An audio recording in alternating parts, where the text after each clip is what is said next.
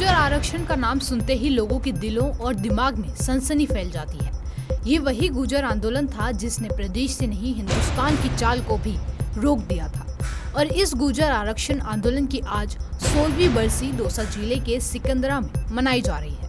गुर्जर आरक्षण आंदोलन की 16वीं बरसी पर शुक्रवार को सिकंदरा में शहीद स्थल पर बड़ी संख्या में गुर्जर समाज के लोग एकत्रित हुए, जहां पर गुर्जर आरक्षण आंदोलन में गुर्जर समाज के लोग शहीद हुए, उन्हें श्रद्धांजलि दी गई और श्रद्धांजलि सभा का भी आयोजन किया गया। इस भीषण चिलचिलाती धूप में हीट वेव की परवाह नहीं करते हुए श्रद्धांजलि देने बड़ी संख्या में गुर्जर समाज के लोग पहुंचे और शहीदों को श्रद्धांजलि दी गई। कैप्टन साहब 16 साल हो गए, 16वीं बरसी है। 16 सालों को किस तरीके से देखते हैं आप? पहले तो मैं आपको, मेरी लवली मीडिया को मैं धन्यवाद देता हूँ। और इन 16 सालों में जो हमारे गुजरे, आज हमारी 16वीं जो हम श्रद्धांजलि दे रहे हैं अपने शहीदों को, इन 16 सालों में गुर्जर समाज ने इनकी प्रेरणा लेते हुए, कर्नल भेंसले की प्रेरणा लेते हुए काफ़ी अच्छी तरक्की कर रही है और करते रहेंगे, हमें ये उम्मीद है। लेकिन कैप्टन साहब, आप क्या लगता है कि 16 साल का जो संघर्ष था, जो संघर्ष लड़ा, सड़क से लेकर पटरियों तक आप पहुँचे, क्या संघर्ष पूरा हो चुका है या अभी भी बाकी है? देखो साहिबान, ये संघर्ष 2006 से नहीं था, ये संघर्ष हमारा 2000 से शुरू था। 2000 से 2006 तक तो हमारा समाज को मोटिवेट करने के लिए ही निकल गया। फिर समाज का हमने एक नॉर्मल टेस्ट लिया था, रेल रोको हिंडौन, उसको लेने के बाद में फिर संघर्ष दर संघर्ष होते गए। इसमें हमने खोया भी काफ़ी है।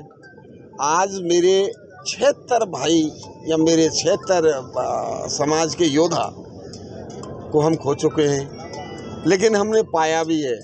आज आपको पता होगा, गुर्जरों में IAS भी बने हैं, बेटियों ने बहुत अच्छी तरक्की की। आज राजस्थान में 5 जिले में गुर्जर की बच्चियों ने टॉप किया है, और गई साल हमारे करौली, धौलपुर, भरतपुर और दौसा इन्हों गुर्जरों के बच्चे ने टॉप किया था। अभी अजमेर, कोटा और क्या बोलते हैं भीलवाड़ा, इनको सबको टॉप किया है। और नॉर्मल घर की बच्ची ने किया है, जिनकी माँ हमेशा उनको घरों में काम करके उनका खर्चा चलाती थी।